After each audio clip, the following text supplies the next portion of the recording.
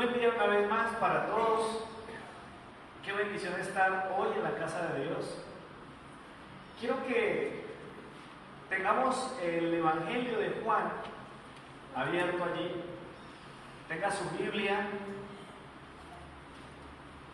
lista en el Evangelio de Juan. Quiero introducir el mensaje hablando un poquito de una de las crisis más severas que enfrenta el género humano. Las personas tienen, por el solo hecho de vivir, tienen que enfrentar una serie de pruebas, de crisis. Y uno de los ambientes más complejos en los que el género humano enfrenta crisis es la familia. Hombres y mujeres de todo el mundo podrían hablar con usted y contarle situaciones alusivas a la familia y cómo se han enfrentado tantas crisis. ¿Alguna vez usted ha tenido una crisis familiar? Cualquiera que sea, puede haber tenido una crisis conyugal, un problema con sus hijos, un lío entre hermanos. A veces experimentamos situaciones que usted dice: Dios, ¿qué va a pasar con mi familia? Tenemos cifras alarmantes de niños y niñas que apenas están teniendo un poquito de uso de razón y ya empiezan a acumular en su mente recuerdos difíciles relacionados con la familia. Recuerdos dolorosos, empiezan a experimentar ya en sus propias vidas las marcas del dolor. La psicología se ha encargado de popularizar una realidad que ha marcado siempre la identidad de cada ser humano. Es verdad, la familia determina muchos aspectos de la vida de cada individuo. Los sociólogos no se han equivocado en llegar a afirmar que la familia definitivamente determina el curso de una sociedad. Las familias marcan los destinos de los pueblos. Esto dice reconocer que conforme avanza el tiempo y se va desdibujando más y más la imagen que Dios imprimió sobre la familia. Los seres humanos fuimos hechos a imagen y semejanza de Dios. Y la familia tiene ese mismo rasgo. Es una realidad, eso es bíblico y se lo voy a demostrar durante el mensaje. Hemos tenido que ver cómo hogares disfuncionales es la constante de muchas dificultades. ¿Sí? Un hogar que no está bien constituido porque falta uno de los padres. Hogares donde por alguna razón se separan los padres y llega alguien a ocupar ese lugar, a veces para bien, a veces para mal. Hay hogares que se conforman de una manera antinatural. Me parece impresionante el poder que ha tenido la comunidad LGBTI para seguir insistiendo en la idea de conformar familias y de hacer adopciones en un ambiente que no es natural. ¿Qué es lo mejor que puede pasar en una familia? Que haya un padre, una madre seriamente comprometidos, diligentes en su relación de pareja, que levanten hijos, que conformen una familia. Es verdad, hay muchas situaciones que han desquebrajado la idea original de familia. Pero eso no es una excusa para creer que entonces podemos armar una familia con dos papás, en el que uno hace las veces de mamá, o dos mamás en el que uno hace el papel contrario. También es cierto que hay hogares y familias que se conformaron donde a los hijos los cuidó o los crió el abuelo, la abuela, el tío, la tía. En casos más delicados, a veces hasta los vecinos.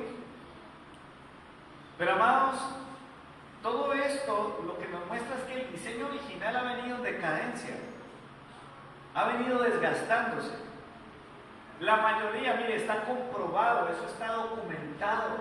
Hay estudios que certifican que muchos delincuentes, gente que está metida en drogas, en alcohol, en la vida delincuencial, son personas que vienen como resultado de un hogar disfuncional. Si no hay papá, si no hay mamá, si hubo un lío al interior de la familia, son marcas terribles. A veces no es que haya separación, sino que el papá o la mamá están, pero uno de los dos está ausente, o lo que es peor, en esta época donde prácticamente todo el mundo corre a ver si logra ponerse a la altura del estatus de la mayoría, entonces papá y mamá tienen que trabajar. Ya no hay un soporte en la casa para sostener la familia. Ahora, la idea no es que esta es una realidad, no la podemos ocultar, pero tampoco vamos a tomarla como una excusa entonces para decir, los culpables son los papás, ¿no? Tendencia tan humana. Decían, esta semana me pareció muy particular, un predicador decía, ¿cómo es de común este asunto? Una persona enferma y la pregunta es, ¿quién pecó, este o sus padres? No, la idea no es excusar la realidad en la que estamos viviendo. Tenemos que identificarla, pero también tenemos que asumir una responsabilidad. Ahora, en un mundo como el que vivimos, en el que hay tantas crisis, en el que hay tantas dificultades, cuando vemos que la esperanza escasea, nosotros tenemos que traer una respuesta, tenemos que traer un mensaje que genere expectativa de que algo bueno va a pasar. En otras palabras, somos nosotros los que deberíamos traer a este mundo perdido una esperanza.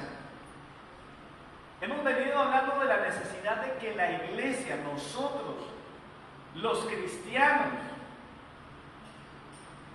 se supone que nosotros hemos sido reconciliados con el Padre a través de la sangre de Cristo, porque fuimos sus enemigos. Eso lo hemos hablado ya anteriormente. ¿Estamos claros? Fuimos enemigos de Dios y en Cristo fuimos reconciliados, pero eso no es todo. La razón de nuestra esperanza es mucho más amplia. Por eso, en esta serie de mensajes estoy tratando de sacar unos renglones, porque es muchísima la profundidad del por qué tú y yo tenemos esperanza. ¿En qué está fundamentada nuestra confianza en Cristo? ¿Cómo es que nosotros nos agarramos de un libro y de esas promesas y las creemos y las predicamos? Bueno, una de las razones que tenemos que trabajar hoy tiene que ver con el tema de la familia, con el tema específico de la paternidad. Quiero que por favor busque su Biblia, Juan capítulo 14.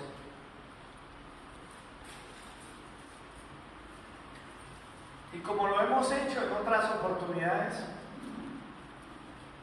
lo invito para que con este precioso libro, maravilloso, podamos juntos mirar el mensaje de Dios. Juan capítulo 14, vamos a leer a partir del primer versículo. Dice la Escritura: no se turbe vuestro corazón. ¿Creéis en Dios? Creed también en mí. En la casa de mi Padre muchas moradas hay. Si así no fuera, yo os lo hubiera dicho. Voy pues a preparar lugar para vosotros. Y si me voy y os preparo lugar, vendré otra vez y os tomaré a mí mismo. ¿Para qué? Para que donde yo esté, vosotros también estéis. Y sabéis a dónde voy, y sabéis el camino. Le dijo Tomás: Señor, no sabemos a dónde vas, ¿cómo pues podemos saber el camino? Jesús le dijo: yo soy el camino, la verdad y la vida. Nadie viene al Padre sino por mí. Si me conocierais, dice, también a mi Padre conoceríais, y desde ahora lo conocéis y lo habéis visto. Felipe le dice, Señor, muéstranos al Padre y nos basta. Jesús le dijo, tanto tiempo hace que estoy con vosotros y no me has conocido, Felipe. El que me ha visto a mí, dice Jesús, ha visto al Padre. ¿Cómo pues dices tú, muéstranos al Padre? ¿No creéis que yo soy en el Padre y el Padre en mí? Las palabras que yo os hablo, no las hablo por mi propia cuenta, sino que el Padre que vive en mí, Él hace las obras. Creedme que yo soy en el Padre y el Padre en mí. De otra manera, creedme por las mismas obras. Versículo 12. De cierto digo, el que en mí cree, las obras que yo hago, él también las hará, y aún mayores hará, porque yo voy al Padre. Todo lo que pidáis al Padre en mi nombre, yo lo haré, para que el Padre sea glorificado en el Hijo. Si algo pedís en mi nombre, dice el Señor, yo lo haré. Versículo 15. Si me amáis, guardad mis mandamientos. Yo rogaré al Padre y os dará otro consolador para que esté con vosotros. ¿Cuándo? Siempre. Para siempre. El Espíritu de verdad, el cual el mundo no puede recibir porque no lo ve ni lo conoce. Pero vosotros lo conocéis, porque vive con vosotros y estará con vosotros. No os dejaré huérfanos, volveré a vosotros. Todavía un poco y el mundo no me verá más, pero vosotros me veréis. Porque yo vivo, vosotros también viviréis. En aquel día vosotros conoceréis que yo soy en el Padre y vosotros en mí y yo en vosotros. El que tiene mis mandamientos y los guarda, este es el que me ama. El que me ama será amado por mi Padre y yo le amaré y me manifestaré a él.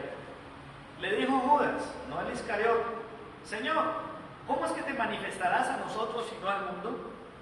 Respondió Jesús y le dijo, el que me ama, mi palabra guardará y mi Padre lo amará y vendremos a él y haremos morada con él.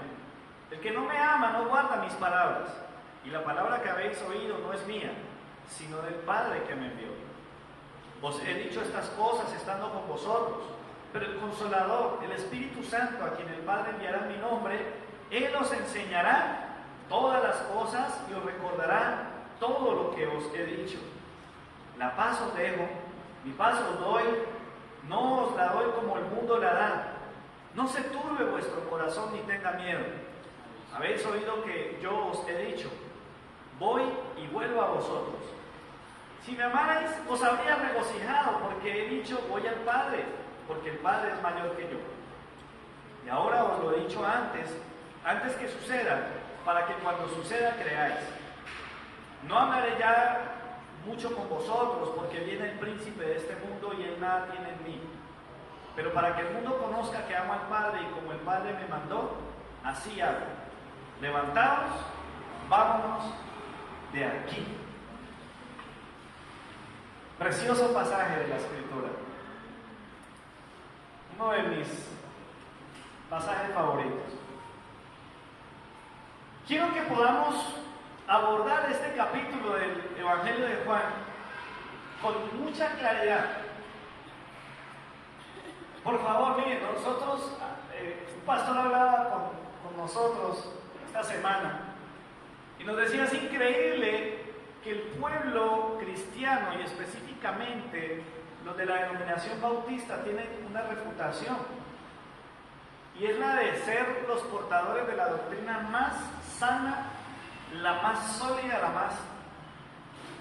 la más diligente de todas. ¿Por qué tenemos esa reputación? Yo espero que sea porque hacemos como se tiene que hacer con la palabra. La Biblia es su propia intérprete. Ella misma nos habla las cosas más profundas de Dios. Por eso tenemos que leerla, por eso tenemos que estudiarla. Miren, las palabras que Jesús está hablando en el capítulo 14 responden a una angustia que se ha generado en el corazón de los discípulos. Por favor, voltee una hojita atrás y mire el capítulo 13. Miren, esto es tremendo. Los discípulos tuvieron algo que ojalá nosotros lo hubiéramos podido vivir. gozaron de la compañía del ser más maravilloso del universo. Estuvieron con él casi 3 años. Digo casi porque no hay manera de precisar las fechas, pero digamos que fueron 3 años, 3 años con él. Comieron juntos, viajaron juntos, trabajaron juntos, compartieron momentos inolvidables. ¿Cómo olvidar tantos episodios? Usted lee en los evangelios, imagínese usted allí al pie del maestro, aprendiendo de él.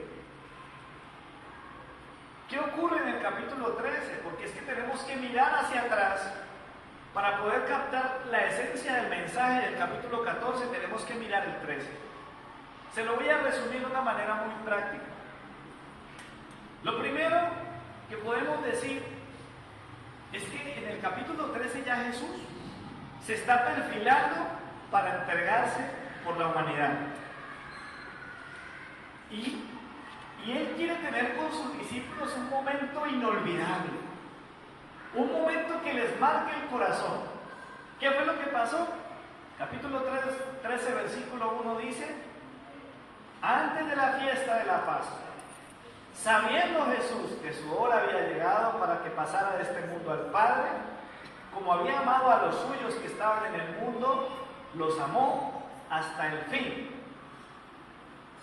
Jesús, lleno de amor por sus discípulos, sabiendo que ya llegaba el momento de su entrega, con ese amor tiene una de las experiencias más significativas que los discípulos pudieron vivir con él. ¿Cómo titulas el capítulo 13 en su Biblia? Bueno, ese título no lo escribieron los autores bíblicos, pero es un buen título para esta porción.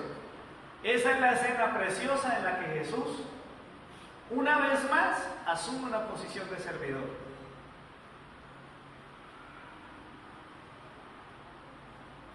¿Cuánto amor? Él estaba preparándose. Él no quería irse todavía sin demostrarles hasta el último momento cuánto amor sentía por sus discípulos. Una de las mejores formas como tú y yo podemos demostrar el amor es sirviendo. Qué hermoso es Jesús. Ahora, después, lleno de dolor, porque a Jesús le dolió lo que le pasó, Jesús anuncia la traición que lo llevaría a la muerte. Versículo 21 del mismo 13 dice: habiendo dicho Jesús esto, ¿qué le pasó a Jesús? Se conmovió en espíritu y declaró: de cierto os digo, que uno de vosotros me va a entregar. Se conmovió. Algo dentro de sí sufría. Qué duro tuvo que haber sido para él saber todo lo que le venía encima. Pero qué duro también saber que una de las personas en las que él más confió, una de las personas con las que estuvo, con la que caminó, con la que vivió, sería la persona que lo entregaría. La traición que lo llevaría a la muerte fue anunciada en ese versículo. Versículo 25. Dice la Escritura: él entonces, recostándose sobre el pecho de Jesús, le preguntó: Señor, ¿quién es? Es tremendo, hay unos detalles que yo digo, a veces uno lee la Biblia muy rápido.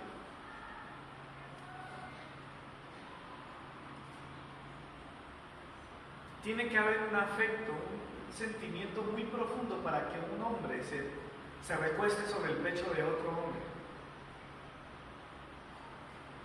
Esa experiencia solamente se puede vivir con alguien a quien verdaderamente uno ama. Y lo permite una persona que verdaderamente ama a ese alguien.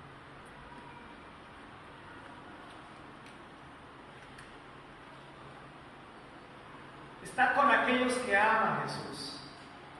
El versículo 38 habla de algo también muy duro. dice, Jesús le respondió, ¿tu vida darás por mí? De cierto te digo que no cantaré el gallo sin que me hayan negado 3 veces. ¿De quién está hablando? De Pedro.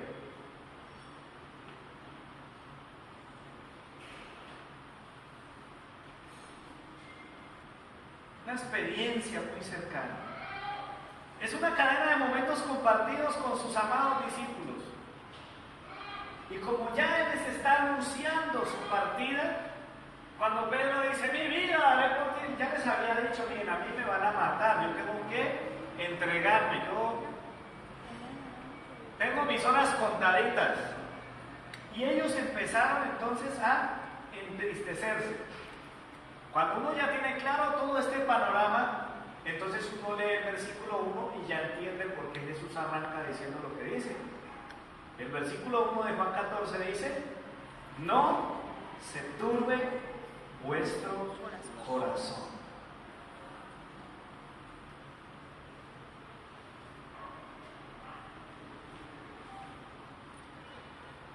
La falta de esperanza se puede traducir como desilusión, como desesperación, como turbación, tribulación. Jesús sabe que el corazón de sus discípulos está apabullado, está arrugado.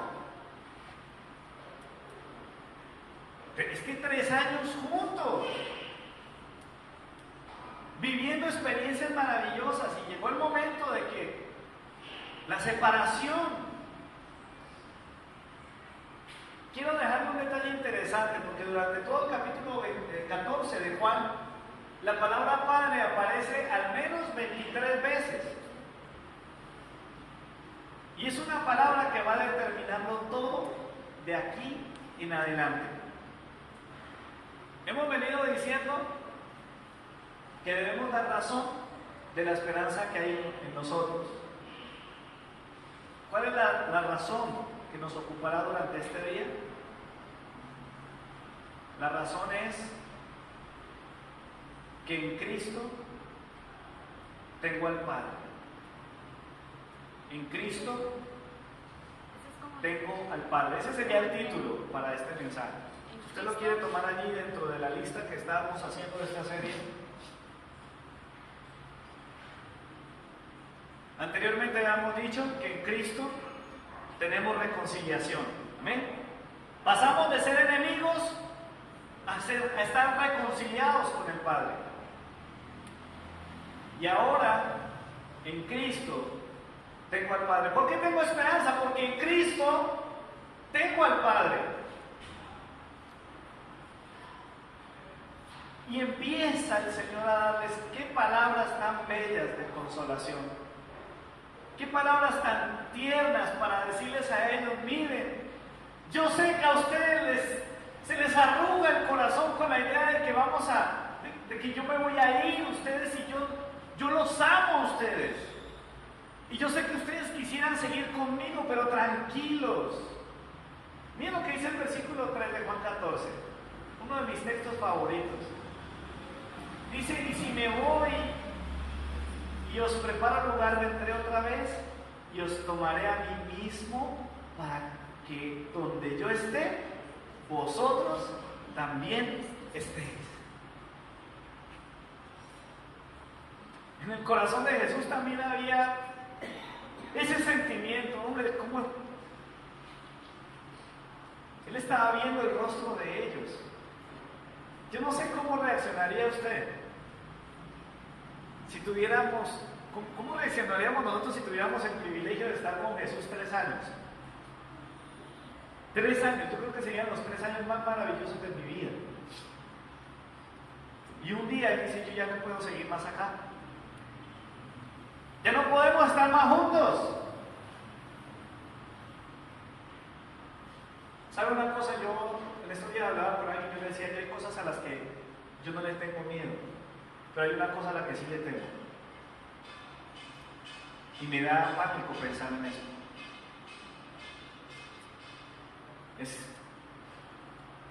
Me aterra pensar un día estar lejos del Señor.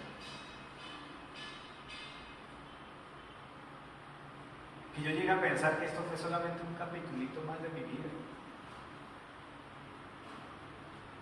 que esta fue una etapa que ya yo tuve una etapa en mi vida. Hasta pastor fui, no concibo mi vida de esa manera. La turbación de los discípulos es grande, pero la de Jesús también. Pero Él los consuela y le dicen, tranquilos, miren, yo me voy, pero yo voy a volver. Cristo viene otra vez, amén. Y viene por ti, viene por mí, porque es que Él está preparando, Él se va a preparar un lugar.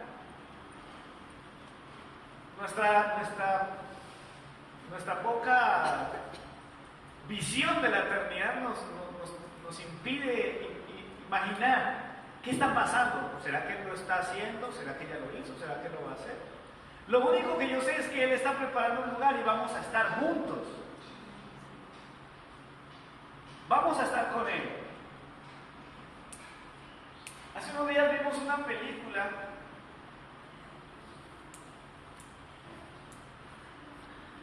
creo que la película titulaba algo así como El cumplimiento de la promesa.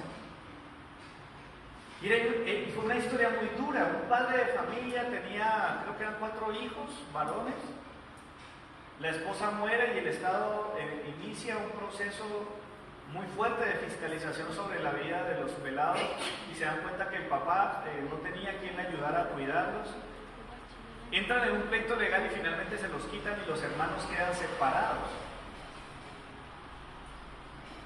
Los son arrancados del seno paterno y terminan alejados todos. ¿Cómo sería la angustia de esos niños? Yo pensaba ahora y decía, seguramente algo así vivieron los discípulos, pero ahí hay una voz de esperanza. En Cristo tengo al Padre. Si Cristo está en ti, si Cristo está en mí, tenemos al Padre. Versículo 6, maravilloso, precioso, eterno mensaje. Yo soy el camino, la verdad y la vida. Nadie viene al Padre sino por mí. La doctrina de la Trinidad. Yo no sé a usted si alguna vez le han preguntado, pero a mí ya me ha pasado varias veces en mi vida que llega una persona de los testigos de Jehová y me pregunta, ¿qué es eso de la Trinidad? Eso no está en la Biblia. O le dicen a uno, usted tiene un Dios de 3 cabezas. ¿Es un misterio? No puedo calificarlo de otro modo. Es un misterio la Trinidad, un misterio. ¿Es un misterio por qué? ¿Porque sea irracional? No, es porque esto no me da. En el Espíritu puedo creer lo que Jesús explica de aquí en adelante, del 7 al 10. Él explica clarísimo cómo todo está configurado en uno solo, siendo 3. Mire, versículo 7. Dice, si me conocieras a mí, también al Padre conocerías. Versículo 9. Dice, tanto tiempo que hace que estoy con vosotros y no me has conocido, Felipe. El que me ha visto a mí, ¿ha visto a quién? Versículo 10, la gran pregunta. ¿No crees que yo soy en el Padre y el Padre en mí? Y más adelante él habla del Espíritu Santo. Y dice, yo me voy pero vuelvo. Es tremendo. Precioso es el Señor que nos muestra. Versículo 18 dice, no os dejaré. Juan 14, 18. No os dejaré ¿qué? Huérfanos. Volveré a vosotros. Miren, la experiencia de los discípulos fue angustiante. La despedida de Jesús les representaba a ellos prácticamente las mismas dimensiones de quedar sin papá. La pérdida del papá. Él les dice, tranquilo, yo no los voy a dejar huérfanos, yo voy a volver. ¿De quién estaba hablando en el capítulo 14, del versículo 15 hacia adelante? Les está hablando del Espíritu Santo. Tener a Cristo significa tener al Padre. ¿Por qué? Porque el que ha visto a Jesús, ha visto al Padre. Y el que ha visto al Padre puede decir, es que yo creo lo que Jesús dijo, no os dejaré huérfanos. vosotros. A los discípulos en Mateo 28, 19 les dice: y aquí yo estoy con vosotros todos los días hasta el fin del mundo. El versículo 20. Podemos tener una experiencia plena en Cristo. La experiencia familiar. Miren que la Trinidad en sí misma es una configuración familiar. No la podemos equiparar a la de los hombres, por favor, eso es un gran problema. ¿Sí? La Biblia intenta, hay algunos versículos que utilizan hay un concepto teológico que es antropomorfismo. Es un esfuerzo de los seres humanos de entender a Dios tomando como referencia lo que tenemos nosotros. Por eso habla del brazo de Dios, la mano de Dios, los ojos de Dios. Pero ¿sabe? De alguna manera la Trinidad muestra al Padre cómo fue concebido el Hijo. ¿Por obra y gracia de quién? Del Espíritu Santo. Esa fue la maternidad de Jesús, fue un milagro. Padre, Espíritu Santo e Hijo. No importa cómo los nombre usted, puede nombrarlos en el orden que quieran, es uno solo. Tener a Cristo significa tener al Padre, una experiencia de familia. Vamos a estar juntos, donde mi papá está, yo los quiero a ustedes. La esperanza está anticipada y es vigente para nosotros hoy. Versículo 28 al 29 dice: habéis oído que yo os he dicho, yo vuelvo a vosotros. Si me amarais, os habría regocijado, porque he dicho, voy al Padre, porque el Padre es mayor que yo. Ahora yo os he dicho esto antes que suceda, para que cuando suceda, creáis.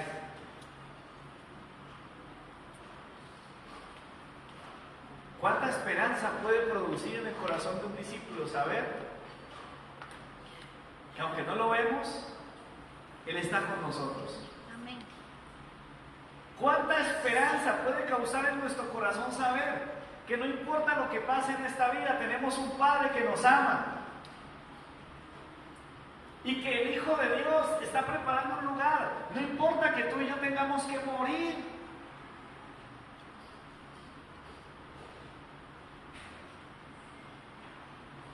Mire, vuélvase ahora sí varias páginas al capítulo 1. San Juan capítulo 1.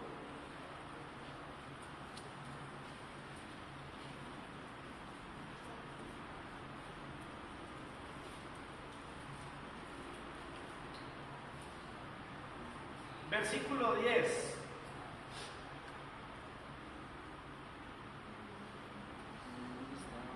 Dice la Biblia: en el mundo estaba, y el mundo por él fue hecho, pero el mundo no le conoció. ¿De quién estamos hablando? De Jesús. A lo suyo vino, y los suyos no le recibieron. ¿De quiénes se supone que eran los suyos? ¿Quiénes recibieron todas las profecías? Fueron los judíos, el pueblo hebreo del Antiguo Testamento, que ahora nosotros identificamos como judíos. Ellos eran los primeros que recibieron la revelación de la venida del Mesías, del Salvador, y vino a lo suyo, y los suyos no le recibieron. Pero, o como dice Reina Valera, más a todos los que le recibieron, dígalo, a los que creen en su nombre, les dio potestad de ser hechos hijos de Dios. Amén. ¿Cuántos hijos de Dios hay aquí? Amén. Voy a darle un aplauso al Padre Eterno que le ha hecho su hijo.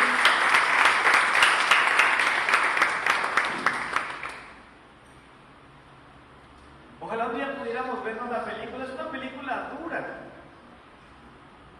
pero en esa película la trama es muy particular, porque aquel padre que ama sinceramente a sus hijos tiene que ver cómo se los quitan.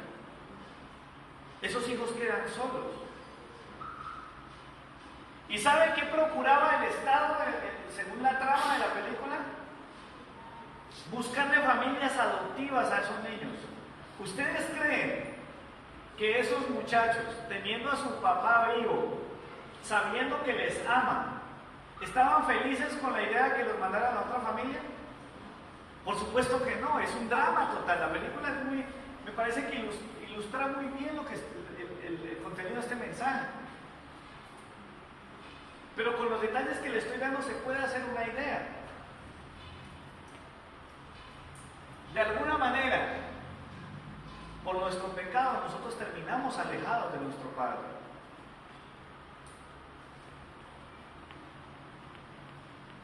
Dice Juan 8:44, terminamos volviéndonos hijos de nuestro padre el diablo. Estábamos en manos de un padre ajeno. Pero ahora, por la fe, dice, más a todos los que le recibieron. ¿A quién recibieron? A todos los que reciben a Jesús, a los que creen en su nombre. ¿En el nombre de quién está fundada nuestra fe? En el nombre que es sobre todo nombre, en el nombre de Jesús. Dice, a los que creen en su nombre le dio potestad de ser hechos hijos, ¿qué? En la historia del papá le toca trabajar y demostrarle al Estado que él tiene lo suficiente para volver a tener a sus hijos a su lado. Nuestro Padre Celestial no tenía que probarle a nadie eso, pero pagó un precio. Precioso versículo. Yo no sé quién pudiera ser cristiano y al mismo tiempo no disfrutar del milagro de Juan 3:16. Porque de tal manera amó Dios al mundo. Y cuando dice Dios, ¿a quién se refiere? Al Padre. Porque dice, porque de tal manera amó Dios al mundo que ha dado a su Hijo. Amados, versículo 13 de Juan 1 dice, los cuales no son engendrados de sangre ni de voluntad de carne, sino de voluntad, dice, de Dios. Nosotros no fuimos planeados por hombres ni por nadie. A nosotros no nos programaron los seres humanos, a nosotros nos programó el Señor. Él sabía, nosotros no somos un accidente. Ahí viene la esperanza. Por eso podemos confiar. En Cristo tenemos al Padre. Mira, una cosa es entender que somos reconciliados, eso es parte de nuestra esperanza. Pero agrega aún más esperanza saber que a pesar de que fuimos sus enemigos y ya nos perdonó, ahora nos quiere hacer sus hijos. ¿Quién sería capaz de hacer una cosa de estas? Un ser humano que pueda perdonar a alguien que ha sido su enemigo toda la vida, que le ha hecho daño, que lo ha difamado, lo ha avergonzado de todas las formas posibles. No solo lo perdona y lo reconcilia, sino que ahora dice, no, yo quiero que sea mi hijo. La esperanza de nosotros, del pueblo de Dios, radica en ese milagro. Anote esta cita, por favor, anote ahí en su cuaderno, Romanos 8:15 al 17, se lo voy a leer. Dice, pues no habéis recibido el espíritu de esclavitud para estar otra vez en temor, sino que habéis recibido el espíritu de adopción por el cual clamamos, Abba Padre. El Espíritu mismo da testimonio a nuestro espíritu de que somos hijos de Dios. Y si hijos, también herederos. Herederos de Dios y coherederos con Cristo. Si es que padecemos juntamente con Él, para que juntamente con Él seamos glorificados. Esta es una historia tan increíble, tan tremenda. Es tan perfecto el plan de Dios. El Celestial te amó tanto que buscó la manera de atraerte hacia Él. ¿Y sabes qué es increíble? En una sociedad, en un hogar normal, un hijo único tiene problemas para recibir a un hermanito, muchas veces. A los que son hijos únicos a veces les cuesta trabajo asumir la llegada de un hermanito. A veces se generan celos y se generan muchas cosas. Pero ¿saben qué pasa? Jesús es nuestro hermano mayor, es el hijo legítimo, el unigénito, solo hay uno. Pero Él está tan feliz que le hayamos recibido, que hayamos creído en su nombre, que anticipó que para nosotros había un lugar en la casa de papá. Hay una habitación para ti en el cielo, hay un lugar para ti. En la casa de mi Padre, dice el Señor en Juan 14, muchas moradas hay, muchas habitaciones, hay mucho espacio. Y Él aseguró que iba a preparar un lugar ¿para quién? Para ti. Iba a preparar un lugar para mí, a todos los que le reciban, a todos los que crean en su nombre. Dios les tiene un lugar, les tiene un hogar. Hay un hogar, dice el coro de antaño, un hogar, bello hogar, más allá del sol. Tenemos esperanza, amados. Esta esperanza está al alcance de todo hijo de este mundo. Mire, aunque un papá pudiera tener la mejor opinión de sus hijos pueden pensar maravillas de usted si usted es papá, pero a pesar de eso usted tiene defectos. Tenemos un Padre que es perfecto. Podemos tener entre nosotros, en nuestro hogar, un padre, una madre que lo ha dado todo por sus hijos. Pero hay momentos también donde a pesar de eso, usted como hijo se ha sentido solo. Yo sé que mi papá me ama, yo sé que mi mamá me ama, pero ha habido momentos en los que yo los he necesitado y no los he tenido conmigo. Y recuerdo con gozo aquella verdad preciosa en la que el salmista declara: que mi padre y mi madre me dejaron, con todo el Señor me recogerá.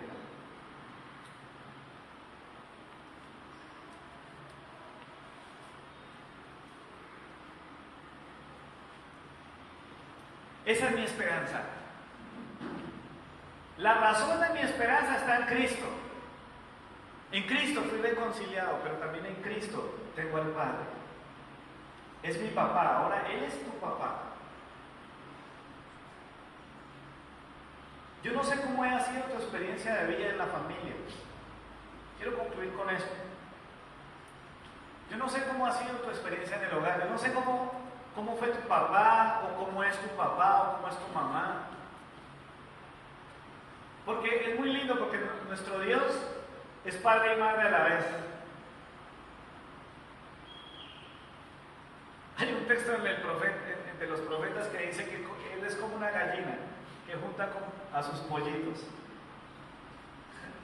Él es tierno, pero también es fuerte como un papá. Yo no sé cómo ha sido tu experiencia. Yo sé que ha habido problemas en los hogares. Yo sé que la mayoría, por no decir el 100% de los que estamos aquí, hemos tenido que vivir momentos duros de soledad, de angustia, crisis, heridas, en el propio seno de nuestro hogar. A veces hemos tenido que sufrir las heridas, el dolor provocado por aquellos que se supone nos debían amar más. Pero a pesar de todo eso hay una esperanza.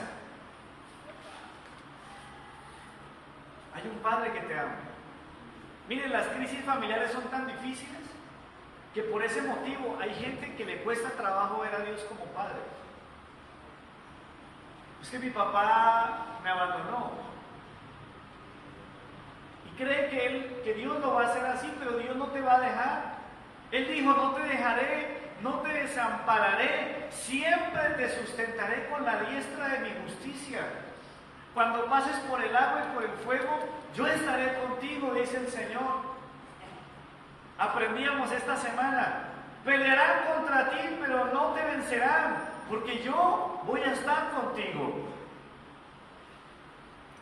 El Padre nos ha dado el espíritu de adopción. Mira, si tú no te sientes hijo, es porque posiblemente no has creído, no has recibido a Cristo. si no has creído en su nombre como el nombre de tu salvación, entonces te hace falta el espíritu de adopción, porque tienes que recibirlo. Él dijo, yo voy, pero vuelvo. Parece un juego de palabras, como un trabalenguas, pero es una realidad preciosa, eterna. El Padre te amó, entregó a su Hijo, que dice, el que me dio a mí y al Padre.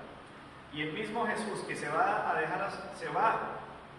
y ve a sus discípulos tristes, les dice, yo no los voy a dejar huérfanos, volveré a ustedes. Así que el Espíritu Santo es el que da testimonio a nuestro espíritu de que somos hechos hijos de Dios. ¿Puedes vivir esta esperanza? Si esto es verdad para ti, entonces tienes que hablárselo a alguien. Tienes el pie para hablar de esto a mucha gente. Podemos hablar de reconciliación, claro. Hay conflictos por doquier. Habla de Cristo como la razón de tu esperanza, porque en Él hay reconciliación. No tienes que pasar. ¿Cuántos años llevan ya los diálogos en La Habana? Vamos para 3, creo. Eso está largo, hermano. La sesión número no sé cuánta de la jornada, no sé qué, de los diálogos. Lo único que tú necesitas es postrarte, humillar tu corazón, reconocerlo a Él, arrepentirte de tus pecados, entregarle tu corazón, y tienes el espíritu de adopción, y por Él podrás clamar, Abba, Padre. Y se lo puedes compartir, esto se lo puedes decir a un huérfano. Este mensaje de esperanza se lo puedes hablar a aquel que no tiene sus padres porque murieron. Se lo puedes compartir a aquel hijo, a aquella hija resentida porque papá o mamá dejó la casa. Hay esperanza en ti, hay una razón para creer, hay una razón para confiar. Si un día un familiar tuyo que ha andado con el Señor se va, tú puedes tener la plena seguridad que en casa de papá, en casa de nuestro Padre Celestial hay un lugar para ellos. Ellos van primero. ¿Se acuerdan? Hace poco hablábamos de eso. Los muertos en Cristo resucitarán primero. Bueno, ellos ya se nos adelantaron. Pero ahí estamos nosotros, esperando el momento para volver a estar juntos con nuestro Padre, con nuestro hermano mayor Jesucristo, por toda la eternidad. Si alguien te pregunta, ¿cuál es la razón de tu esperanza? ¿Por qué confías tanto en Cristo? Puedes responderle, ¿sabe? Yo tengo esperanza, porque en Cristo tengo al Padre. Mucha gente reza al Padre Nuestro y no tiene a Cristo.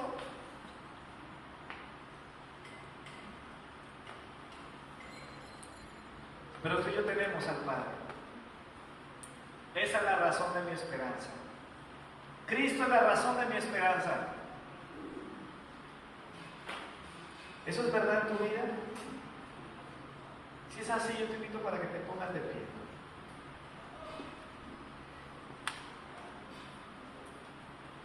Por favor, ten tu Biblia ahí abierta. Hay un versículo que quiero que reafirmes en Juan capítulo 1, versículo 12.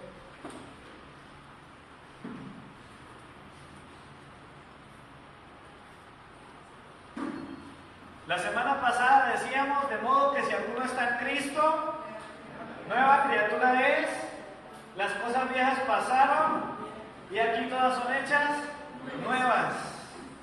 Si estás reconciliado con Dios, todo ese pasado se quedó allá. Borrón y cuenta nueva. Arrancamos de cero, estamos reconciliados. Pero hoy, Juan capítulo 1, versículo 12, dice claramente, mas a todos los que le recibieron, a los que creen en su nombre, les dio potestad de ser hechos hijos de Dios. Toma un momento allí para orar y darle gracias